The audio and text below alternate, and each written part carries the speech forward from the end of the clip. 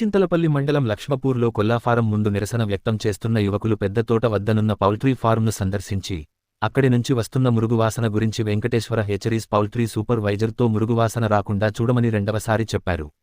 ఇంకోసారి మురుగువాసన ఇలానే వస్తే అధికారులను కలిసి ఫిర్యాదు చేసి పౌల్ట్రీ ఫారంకు అవసరమైన వస్తువులను రాకుండా అడ్డుకుంటామని హెచ్చరించారు. ఈ వాసన వలన బందెలస్వామి, ఎల్లగౌని రామాగౌడ్ మరియు ఇతర వృద్ధులు అనారోగ్యము పాలై ఆసుపత్రిలో చికిత్స పొందుతున్నారు. వారిని ఆదుకోవాలని చెప్పడం జరిగింది. ఈ కార్యక్రమంలో గ్రామ యువ నాయకులు పాల్గొన్నారు.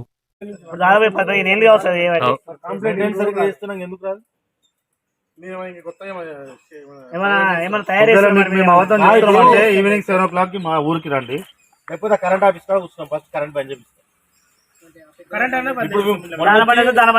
వచ్చి రిక్వెస్ట్ చేసినాం, వచ్చి కూడా రిక్వెస్ట్ చేస్తున్నాం. మళ్ళీ ఇంకా 2-3 రోజుల్లో ఇట్లా ఈ ప్రాబ్లం సాల్వ్ కాలేదనుకో ఊర్లో అందరూ వస్తారు. కంప్లైంట్ దేని గురించి బాబు